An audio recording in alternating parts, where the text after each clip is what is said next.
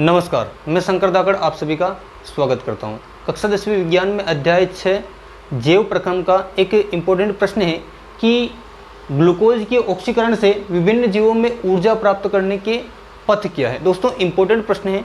2019 में यह प्रश्न परीक्षा में, बोर्ड परीक्षा में पूछा गया था और इस साल भी बोर्ड परीक्षा में पूछे जाने की पूरी संभावना है। लगभग 99% ये प्रश्न परीक्षा में आएगा। तो इस प्रश्न को मैं आज समझाने वाला हूँ और इतना अच्छे से समझाऊंगा कि आपको हमेशा के लिए प्रश्न याद हो जाएगा, तैयार हो जाएगा। उसके बाद में कभी आपको इस प्रश्न संबंधी समस्या नहीं रहेगी। तो चलिए वीडियो शुरू करते हैं।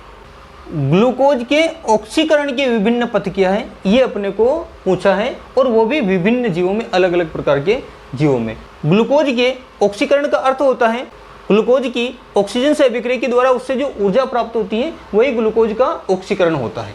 जो हम भोजन करते हैं उनमें कार्बोहाइड्रेट रहता है और कार्बोहाइड्रेट से हमें ग्लूकोज प्राप्त हो जाता है। तो ग्लूकोज का सूत्र होता है C6H12O6, यानी कि ये जो ग्लूकोज होता है ये 6 कार्बन वाला अणु होता है।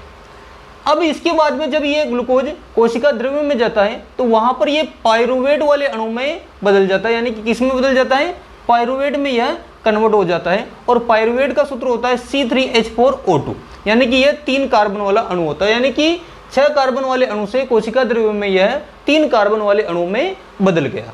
अब उसके बाद में सबसे पहली प्रोसेस शुरू होती है यहाँ से। इसमें 3 प्रकार की क्रियाएं दे रखी है, जिनमें से 2 अपने शरीर में होती है और 1 अपने शरीर से बाहर होती है।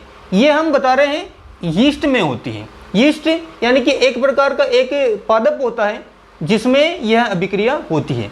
उस पादप में यानी कि यीस्ट में यह प्रोसेस O2 की अनुपस्थिति में होती है, यानी कि ऑक्सीजन की अनुपस्थिति में होती है, वहां पर ऑक्सीजन नहीं रहती है। तो जब यहाँ पर इसका ऑक्सीकरण होता है या फिर ये जब ग्लूकोज टूटता है तो ये इथेनॉल में बदल जाता है। इथेनॉल का सूत्र होता है C2H5OH। तो ग्लूकोज किस में बदल गया, इथेनॉल में बदल गया। जो अणु पहले 6 कार्बन वाला था वो पायरुवेट में बदला 3 कार्बन वाला अणु हुआ और एथेनॉल यानी कि C2H5 यहाँ पर ये 2 कार्बन वाला अणु में बदल जाता है। साथ में कार्बन डाइऑक्साइड बनती है और यहाँ पर ऊर्जा मुक्त होती है, जिस ऊर्जा को ये यीस्ट अपने काम में लेता है। उसके बाद में दूसरी प्रोसेस की हम बात करते हैं। ये प्रक्रिया होती है हमारी पेशीय कोशिकाओं में। यहाँ पर ये O2 के अभाव में होती है, यानी कि ऑक्सीजन होती तो है लेकिन ऑक्सीजन की कमी रहती है।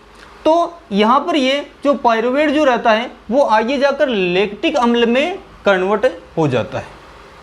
लैक्टिक अम्ल का सूत्र होता है C3H6O3।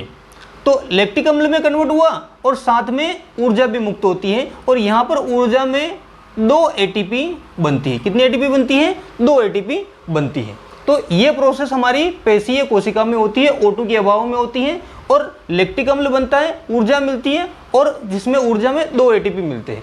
और जब हम काम करते हैं तो ऊर्जा की आवश्यकता होती है और फलस्वरूप हमें थकान मिलती है, यानी कि थकान का अनुभव होता है। तो हमारी पेशी कोशिका में इसी लैक्टिक अम्ल के उपस्थित होने के कारण ही थकान का अनुभव होता है। तीसरी प्रोसेस हम देख लेते हैं, जो है हमारी कोशिका की माइटोकॉन्ड्रिया में यह प्रक्रिया होती है। वहाँ पर ये O2 की उपस्थिति में होती है, यानी कि वहाँ पर पर्याप्त मात्रा में ऑक्सीजन उपस्थित रहती है। तो ग्लूकोज 6 कार्बन वाला अणु पायरुवेट में 3 कार्बन वाले में बदल गया और यहाँ पर जब इसका ऑक्सीकरण होता है, पर्याप्त ऑक्सीजन रहती है, माइटोकॉन्ड्रिया में यह प्रक्रिया होती है, तो यहाँ पर यह कार्बन डाइऑक्साइड में बदल जाता है, जल बनता है और साथ में ऊर्जा मुक्त होती है और यहाँ पर टोटल 38 ATP ऊर्जा मुक्त होती है। तो दोस्तों, ये था पूरे प्रश्न का आंसर। आशा है कि आपको ये वीडियो अच्छा लगा होगा। अगर आपको ये वीडियो अच्छा लगा है तो वीडियो को लाइक भी करें, शेयर करें और सब्सक्राइब कर दें।